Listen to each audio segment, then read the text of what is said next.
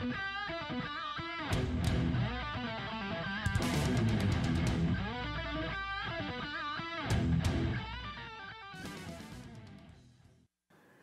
vamos de Direito Civil depois desse incrível show, mais um, de Elisa Moreira. Eu tenho certeza que a Elisa deu a prova inteira de Direitos Humanos. São 5, né, Elisa? Direitos Humanos? As 5 estiveram nas dicas do Hora H. Amém! E vamos lá, um beijo para as meninas de Natal que estão chegando em Belo Horizonte. Agora eu esqueci meu celular ali, gente. Eu esqueci o nome, mas um beijo para vocês que mandaram mensagem assistindo a aula junto com a gente aqui, assistindo a aula da Elisa. Um beijo para todo mundo. E vamos começar com o Direito Civil, porque eu fiz uma loucura nesse Hora H. Eu simplesmente separei 11 dicas de Direito Civil para dar em 30 minutos. Eu não sei onde eu estava com a cabeça. Então, agora vamos para a dica de número 1. Tela. Lindbe, olha, o nosso examinador, Caetano Levi, de Direito Civil, ele é bem tradicionalista, ele é desembargador em Minas Gerais, ele já foi meu professor na faculdade, conheço bem, é um cara muito culto, muito antigo, e nós temos também que ver que ele vai ter provavelmente uma visão legalista e uma visão tradicionalista. Então, as minhas dicas perpassam pelo perfil do nosso examinador, tradicionalista e legalista. Então, é assim que eu vou conduzir os nossos próximos 28 minutos e 50 segundos aqui no Hora H. Então, falando de Lindbe, coloca na tela. O primeiro ponto que eu queria colocar para vocês é o artigo 1º, a questão da vigência. Todo mundo não pode errar essa, né? Pelo amor de Deus. Quando é que uma lei entra em vigor? Quando ela disser que entra em vigor. Toda lei nova deve trazer ao seu final qual é o seu prazo de vacatio legis. Se ela não trouxer, aí sim, nós vamos aplicar aquele prazo do artigo 1º de 45 dias a contar da publicação e não da promulgação. Então, se a lei não trouxer o prazo, 45 dias a contar da data da publicação. Se essa lei for vigorar no estrangeiro, o prazo não é em dia, o prazo é em mês. Se a lei brasileira vai vigorar no estrangeiro, a vacatio é de 3 meses, conforme o artigo 1º, parágrafo 1º, lembrem-se disso. Segundo ponto da Lindbe que eu queria falar com vocês é o ponto da revogação. E em se falando de revogação, lei geral e lei especial. Eu estou falando para vocês do artigo 2º, parágrafo 2º da Lindbe. Lembrem-se, se uma lei geral for alterada, isso não muda nada a lei especial. Se a lei especial for alterada, isso não muda nada à lei geral, pelo princípio da especialidade. Então, se uma lei geral for revogada, não muda nada à lei especial. Se uma lei especial for revogada, não muda nada à lei geral. Lembra dessa regrinha do artigo 2º, parágrafo 2º da Lindbe. Terceiro ponto de Lindbe que eu quero falar com vocês. Repristinação. Quando eu falo de repristinação, eu estou falando de um movimento de leis no tempo. Leis que se sucedem e que vão sendo uma pela outra revogadas. Então vamos lembrar a repristinação, lei A, lei B, lei C. Se a lei B revoga a lei A e depois a lei C revoga a lei B, a pergunta é, pelo fato da lei B ter sido revogada, a lei A voltará a ter vigência? Regra geral sobre a repristinação no Brasil, não há repristinação. Excepcionalmente pode haver? Excepcionalmente pode haver, conforme artigo 2º, parágrafo 3º da Lindbe. Então, regra geral, não há repristinação, excepcionalmente é possível ter.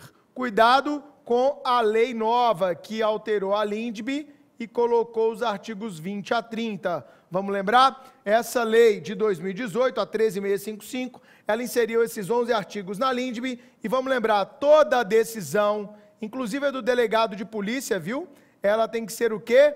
Fundamentada. O delegado de polícia é uma autoridade administrativa e as decisões, sejam elas judiciais, administrativas ou em nível de controladoria, devem ser fundamentadas. E mais, quem decide deve observar as consequências práticas, consequencialismo das suas decisões. Deve ponderar a respeito das consequências práticas. Então, dá uma lidinha no 20 a 30 da Lindbe. Tema 2. Tema 2 é capacidade. Sabemos, os artigos 3º e 4º, eles trabalham os absolutamente incapazes, os menores de 16 anos, e o artigo 4º traz 4 hipóteses de relativa incapacidade, mas eu quero dar foco no hora H ao tema emancipação. A emancipação que está no artigo 5º, parágrafo único do Código Civil. O que é a emancipação? É a antecipação, não é da maioridade, a antecipação da plena capacidade de fato. Normalmente a gente adquire a plena capacidade de fato aos 18 anos completos, mas quando ocorre a emancipação, eu adquiro essa plena capacidade antes da maioridade civil. Então é uma aquisição antecipada da plena capacidade de fato. O que você tem que se lembrar? Que a emancipação no Brasil tem quantas espécies? 3. E são elas que podem estar na prova amanhã. Primeira espécie, que já caiu várias vezes em prova da FUMARC, emancipação voluntária. Se é voluntária, é ato de vontade. Vontade de quem? Dos pais, titulares do poder familiar. Eles podem emancipar o seu filho maior de 16, por instrumento público, independentemente de autorização judicial. Pais emancipam seus filhos maiores de 16 anos, por instrumento público, independentemente, não precisa de homologação judicial. Segunda espécie, a emancipação judicial. Ela vai se operar, obviamente, por sentença. E quem vai ser emancipado judicialmente? Os menores sob tutela, pais mortos, ausentes ou destituídos do poder familiar. Esses menores que não têm pais, ou que esses pais foram destituídos do poder familiar, eles vão ser emancipados pelo juiz da vara da infância e da juventude. Mas eles têm que ter 16 anos completos e o tutor deverá ser ouvido. Terceiro lugar, emancipação legal, aquela que se opera automaticamente, por força de lei. O nosso Código Civil vai trazer 4 hipóteses de emancipação legal. O casamento emancipa, o exercício efetivo de emprego público emancipa, colação de grau no ensino superior emancipa, e o exercício de um trabalho, de uma atividade empresarial que forneça ao maior de 16 anos a possibilidade de viver com sua própria grana, com economia própria. Então lembrem-se desses detalhes sobre emancipação. Esta é minha dica de capacidade. E só um detalhe: pessoa com deficiência não é considerada incapaz. Isso caiu na última prova de delegado Minas, mas vale lembrar que o Código Civil foi alterado pelo Estatuto da Pessoa com Deficiência e pessoa com deficiência não está mais no rol de pessoas incapazes. Tema 3. No tema 3 eu queria destacar os direitos da personalidade, em especial algumas regras do Código Civil. Olhando o nosso examinador, eu imagino que ele possa trazer as regras dos artigos 13, 14 e 15. Por quê? Aqui nós vamos falar de disposição do próprio corpo. Se eu quiser chegar no médico e falar assim, ó, amputa meu braço porque eu não gosto do meu braço direito, eu quero ficar só com o braço esquerdo, o médico vai fazer isso? Não, é defeso esse tipo de ato. Mas se eu quiser fazer uma disposição gratuita dos meus órgãos para depois da minha morte, posso ou não posso ser um doador de órgãos? Claro que eu posso ser um doador de órgãos e tecidos. Eu posso voltar atrás? Posso. Posso revogar esse meu consentimento? Tranquilamente. Eu posso doar o meu corpo inteiro para uma universidade? Sem problema algum. Eu posso escolher se eu vou ser cremado ou enterrado? Posso também. E vem cá, e se eu descobrir que eu tenho uma doença, eu sou obrigado a me submeter a qualquer tipo de tratamento médico? Não, o médico tem que me informar e nós iremos decidir, perfeito? Então gravem direito ao corpo. Já que eu falei em direito ao corpo, pode ser que o nosso examinador, não é muito o perfil dele, mas vai que é uma questão que está super em voga, a questão dos transgêneros, que já foi julgada pelo STF. Vamos lembrar? O transgênero, ele pode promover a ação de redesignação do estado sexual? Pode. Ele pode fazer isso em cartório? Pode. Não precisa de ir no judiciário? Não. Ele pode alterar o seu prenome, Bruno, pode virar Bruna? Sem problema algum. E ele precisa ter se submetido à cirurgia de transgenitalização? Não. Isso é uma opção, não é um requisito para que o transgênero possa alterar o seu estado sexual. Perfeito? E para finalizar, direitos da personalidade, lembrem-se das biografias, que também já foram retratadas pelo STF. Lembrem-se, se eu quiser escrever a biografia da vida da Elisa, que acabou de sair daqui, ela precisa consentir? Não, não precisa, eu posso escrever sim, isso está englobado na minha liberdade de expressão. Se ela não gostar de algo que eu colocar nessa biografia, ela pode tomar uma medida depois da publicação, mas nunca antes, porque isso implicaria em censura prévia. Tema 4, na sua tela, bens, principais classificações. Sendo o nosso examinador um cara bem tradicional, quando eu olho o livro dos bens, do 79 a 103, nós sabemos que esse livro é um livro que só traz conceitos. Então eu aposto muito que uma das questões de amanhã será uma questão sobre os conceitos legais dos bens, móveis, imóveis, fungível, infungível e por aí vai, ok? Eu destaquei 3 que eu acho interessante do Caetano Levi cobrar na nossa prova de amanhã. Vamos a eles? Primeiro, universalidades, que inclusive caiu na prova de delegado de Minas de 2018. E eu acertei essa no hora H passado, vamos ver se eu acerto de novo. Universalidade de fato não se confunde com universalidade de direito. Artigo 90 e artigo 91. Quando é que eu tenho uma universalidade de fato? Pensa numa coleção. Você tem coleção de alguma coisa na sua casa? De livro, de calcinha, de lingerie, de carrinho, sei lá o quê, de selos. Todas essas coleções são uma universalidade de fato.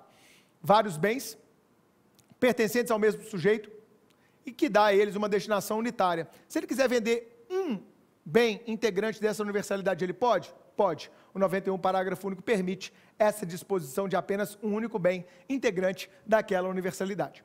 Já na universalidade de direito, eu vou ter algo mais amplo, um complexo de relações jurídicas atinentes ao mesmo sujeito e todas elas dotadas de conteúdo econômico. Pensou universalidade de direito, pensou em complexo de relações jurídicas e conteúdo econômico.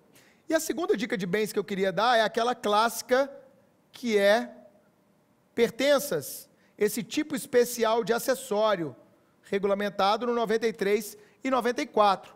O que são pertenças? Pertenças são os bens acessórios que não se qualificam, não são partes integrantes de outra, mas estão aplicados em outro bem de forma duradoura para USA. Essa eu acertei lá no Paraná. Uso, serviço e aformoseamento. Vamos repetir? Repete em casa. Uso, serviço e aformoseamento de outro bem. É o artigo 93 do Código Civil. Agora, quando a gente fala de principal e acessório, bens principais e bens acessórios, a gente sempre lembra do princípio da gravitação jurídica. O acessório seguirá o destino do bem principal. Mas as pertenças são um tipo especial de acessório, pois não se submetem ao princípio da gravitação jurídica. É isso que vai falar para a gente este artigo maravilhoso, o 94. Tema 5, negócio jurídico, vícios. Sabemos, erro, dolo, coação, estado de perigo e lesão, são 5 vícios do consentimento que estão nesses artigos aqui, ó. 138A, 157. E como caem esses vícios do consentimento? Eu queria destacar quando o vício é provocado por alguém estranho ao negócio. Vícios provocados por um terceiro. Como fica a situação quando eu tenho um vício provocado por terceiro? Pode ser um dolo, pode ser uma coação por terceiro. Então eu dou aquele exemplo em sala de aula para você recordar. Eu engravidei uma menina e o pai dela me pressiona, me coage a casar com ela. Eu pergunto a vocês, esse casamento, enquanto negócio jurídico que é, ele é anulável? Sim ou não? Resposta, depende. Depende? Depende. Depende de quê, Bruno? Depende se a pessoa beneficiada por aquele casamento, ela sabia ou não da coação. Se a noiva, nesse caso, não sabia de nada, o casamento se mantém. E eu, Bruno, tenho uma ação de perdas e danos contra quem me coagiu, contra o coator. Agora, se ela sabia, se ela tinha ciência da coação, aí o casamento não será válido. E mais, eu ainda terei ação de perdas e danos contra os dois, porque aqui vigora a solidariedade passiva. Então dá uma olhadinha no 148, no caso do dolo, no 154 e no 155. Destaque especial também aqui, ao 156 e 157, o estado de perigo e lesão. Não confundam esses dois institutos, estado de perigo e lesão. Dá uma lidinha no 156 e 157. Tema 6, prescrição e decadência. Se eu disse que o nosso examinador de direito civil na FUMARC, delegado Minas, é tradicionalista, é um cara da velha guarda do direito civil e do processo civil também de Minas Gerais, pode ser que ele cobre na prova a clássica diferença entre a prescrição e a decadência. Vamos lá. O que elas têm em comum? Elas são fenômenos extintivos. São fenômenos que geram a extinção. De quê? A prescrição extingue a pretensão, nos termos do artigo 189. Ah, Bruno, mas há uma discussão a respeito disso? Sim, mas como eu prevejo uma prova legalista, você vai levar isso para a prova. Quando o direito subjetivo é violado, nasce a pretensão. Esta pretensão terá um prazo para ser exercida. Se ela não for exercida dentro daquele prazo previsto sempre em lei, ocorre o fenômeno da prescrição, que é a extinção da pretensão, nos termos do 189. Já a decadência será a extinção do poder, do direito potestativo. Então, quando eu falo em decadência, nos termos dos artigos 207 a 211 do Código Civil, o que está sendo extinto não é a pretensão, é o meu poder, nascido de uma norma, seja ela a lei ou o contrato, de alterar unilateralmente a situação jurídica de outrem. Então lembra, a prescrição extingue a pretensão, a decadência extingue o direito potestativo. Mas lembre-se, o direito potestativo ele nasce da lei, como eu disse, ou do contrato. E aqui a gente vai ter uma diferença, porque aqui eu posso falar em decadência legal e decadência contratual ou convencional. Lembrem-se, o regime entre elas é distinto. Quero chamar a atenção de dois pontos. É possível que as partes alterem os prazos de prescrição e decadência? Resposta: prescrição, o prazo pode ser alterado pelas partes? Não, é o 192. Prescrição, o prazo está sempre previsto em lei. Decadência legal, é possível as partes alterarem o prazo da decadência legal? Não, não é possível. Agora, se for uma decadência contratual, é possível? Sim, é possível. Mesma coisa, a arguição de ofício pelo juiz. É possível o juiz arguir de ofício a prescrição? Sim. É possível o juiz arguir de ofício a decadência legal? Sim. É possível o juiz arguir de ofício a decadência convencional? Não. Então, a decadência convencional, ela tem um regime de ordem privada, enquanto a prescrição e a decadência se aproximam de um regime de ordem pública. Tema 7. Sabe o que vai cair de obrigações? Amanhã vai ter uma questão de obrigações, eu lhes garanto. E o que vai cair são as modalidades obrigacionais. Vamos a elas. Quando eu falo de modalidades obrigacionais, as três principais são o dar, o fazer e o não fazer. Eu vou ter outras no Código Civil? Vou.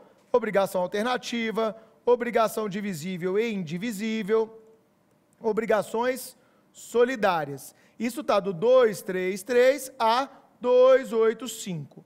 E é ponto expresso do nosso edital Modalidades Obrigacionais. Qual é a minha aposta? Quem foi nosso aluno na turma de Delegado Minas vai se lembrar. A minha aposta aqui é a perda do objeto. O que acontece quando, numa obrigação, ocorre a perda do seu objeto? Vamos lembrar. Primeiro, eu tenho que lembrar se é perda total ou perda parcial, porque muda de figura. Se for perda total, não posso receber o nada. Se for perda parcial, eu ainda posso receber alguma coisa, ainda que distinta daquela que eu contratei. Então, a primeira coisa é parcial, deterioração, ou perda total, perecimento.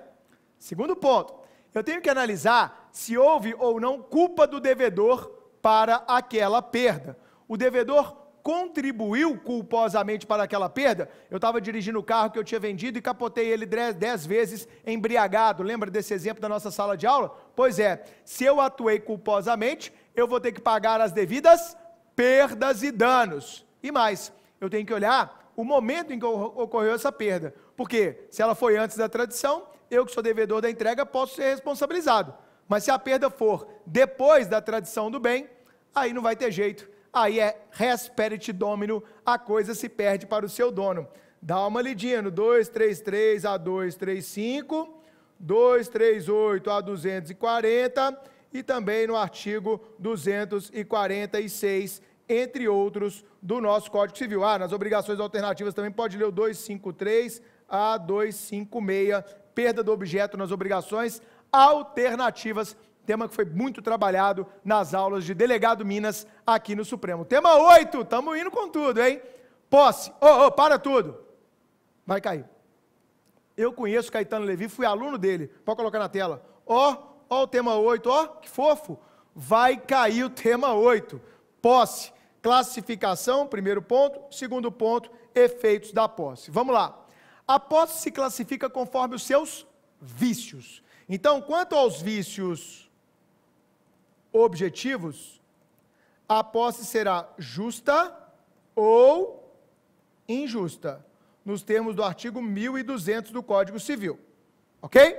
Show de bola. O que é posse injusta? É aquela adquirida de forma violenta, violência contra a pessoa, clandestina, o verdadeiro possuidor não estava no local no momento que houve a invasão, ou de forma precária. Ocorreu um abuso de confiança, a pessoa tinha que ter devolvido o bem, mas resolveu ficar com ele. Quando você empresta um livro, a pessoa não te devolve. Posse dela é precária, tá joia? E ela se classifica também quanto aos vícios subjetivos. Em posse de boa fé, quando se ignora a presença de vícios, e posse de má fé, quando se sabe que há vícios naquela sua posse, conforme o 1201. Vale lembrar que quem tem justo título, um título formalmente perfeito, mas materialmente viciado, quem tem justo título tem para si a presunção de boa fé. Beleza, essa é a classificação da posse. Agora, para que eu classifico a posse? Para modular os efeitos que ela vai gerar. Vamos lá. Quanto aos efeitos da posse, o que vai cair, porque Caetano Levi é processualista, vai cair, é a proteção possessória. Esse tema vai estar amanhã de qualquer jeito. Proteção da posse. Está lá no 1210 do Código Civil e seguintes. Quando eu falo em proteção possessória, eu posso falar em autotutela da posse, com o desforço imediato e a legítima defesa da posse, quando você reage a uma agressão injusta, um esbulho ou uma turbação, como fala o parágrafo 1º, ou você pode agir através das ações possessórias. A ação de reintegração de posse no caso de esbulho, manutenção de posse no caso de turbação e interdito proibitório, caso haja ameaça de esbulho ou ameaça de turbação. O que vai cair amanhã é o parágrafo 2º do 1210. No âmbito de uma ação possessória, eu posso discutir direito de propriedade? Não! No âmbito de uma ação possessória, nós não podemos discutir direito de propriedade. Quanto aos efeitos ainda, olhe lá, quanto aos frutos, o possuidor poderá colher ou não, e quanto às benfeitorias. Então, dá uma olhadinha no 1214 e no 1219, por favor, leiam estes dois artigos. Fechou? Bora, tema 9, sobre propriedade. Ele é um clássico, esse examinador. Então, ele pode perguntar sobre uso capião. Quando eu tenho uso capião, eu tenho uma posse mansa, pacífica e contínua. Essa posse mansa, pacífica e contínua, com ânimos domini, ela é chamada posse ad uso capionem. O que é uma posse ad uso capionem, Tiago?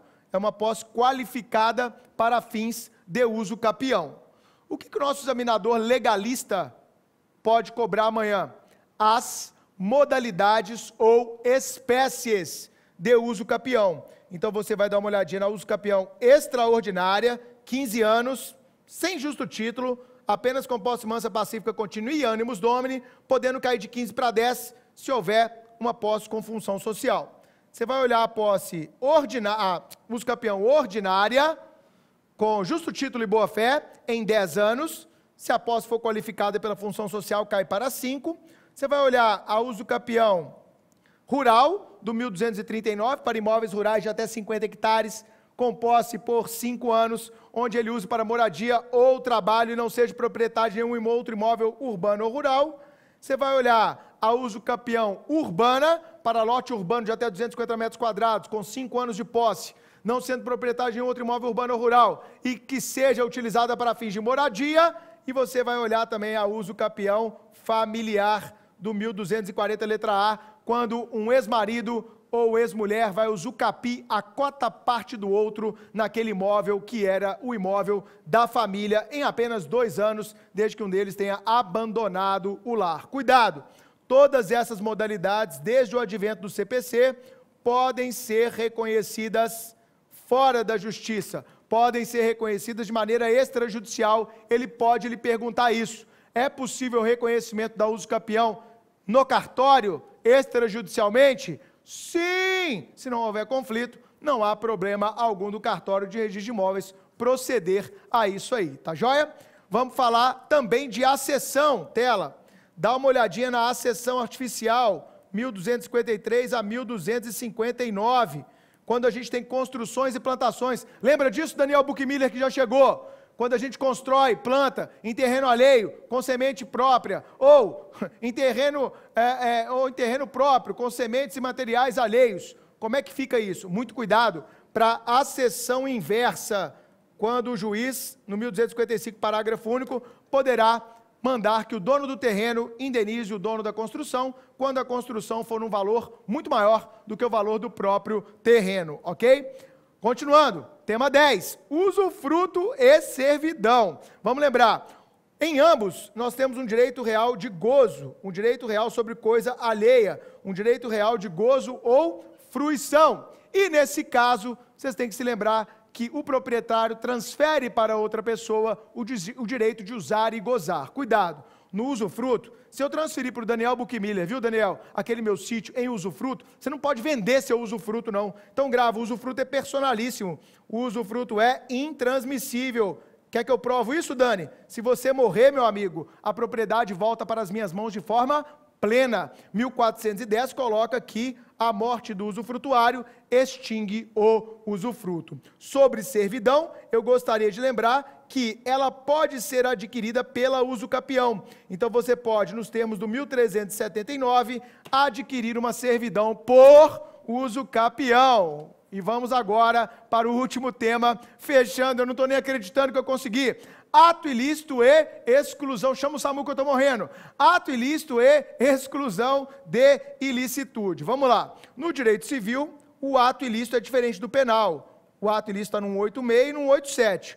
O ato ilícito no 186 é o ato ilícito subjetivo. O ato ilícito no 187 é o ato ilícito objetivo. Por que eu falo isso? Para você lembrar que no 186 eu tenho que ter conduta culposa que lesa direito alheio e causa dano. Uma conduta culposa que lesa direito alheio e causa dano. No ato ilícito objetivo, eu não preciso de culpa, eu não preciso de dano, eu preciso de alguém que foi além dos limites que poderia ter ido. Ou seja, eu tenho uma conduta em abuso do direito. Então eu sou um proprietário, eu uso minha propriedade de maneira desmedida, abuso do direito de propriedade. Eu sou contratante, credor, e uso o meu direito de credor para além da conta, abusando do meu direito de credor, ok? Em ambos os casos, se houver dano, eu poderei falar na indenização, o dever de indenizar o dano causado do 927. Agora, qual é a minha aposta para amanhã? Exclusão de ilicitude. O direito civil também tem seu artigo sobre exclusão de ilicitude, tal qual o direito penal, né, Dani? E o nosso artigo aqui é o 188. No inciso 1 do 188 do Código Civil, ele vai falar de legítima defesa e de exercício regular de um direito. pode pegar tudo que você aprende no penal e trazer para cá. Ah, legítima defesa, uma agressão injusta, tem que ter uma reação moderada logo após aquela agressão e etc. Tudo aquilo que você aprende pode trazer para cá, Ctrl+C, Ctrl+V. E no exercício regular do direito, você vai fazer a comparação com o abuso de direito. Se eu sou um condômino, se eu sou um proprietário de um apartamento, ou eu posso exercer regularmente o meu direito de condômino, ou eu posso abusar daquele meu direito. Mas cuidado, que a minha aposta é o quê? O inciso 2, que trata do estado de necessidade. Quando a gente fala do estado de necessidade, nós estamos falando daquele que age sacrificando um bem de menor valor, sacrificando um bem de menor valor para salvar um bem de maior valor. Eu dou esse exemplo sempre, eu estou dirigindo meu carro, eu desvio a criança que entra na frente, bato no veículo que está estacionado. Daniel Buchmiller, eu tenho que indenizar o dono do veículo que está estacionado? Sim. Ah, Bruno, então era melhor atropelar a criança. Para de falar bobagem, porque eu agi praticando um ato lícito, não há ilicitude aqui. Mas o 929... 929 e 930 trabalham essa hipótese excepcionalíssima em se tratando de estado de necessidade. Então, grave para a prova de amanhã. Quem age em estado de necessidade pratica ato lícito. Nada obstante, terá que indenizar o eventual dano causado, tendo depois direito de regresso contra quem de direito. Muito obrigado, conseguimos dar 11 dicas, eu tenho certeza que alguma delas, por favor, vai estar na prova de amanhã e você vai lembrar com carinho desse encontro com o Prof. Bruno.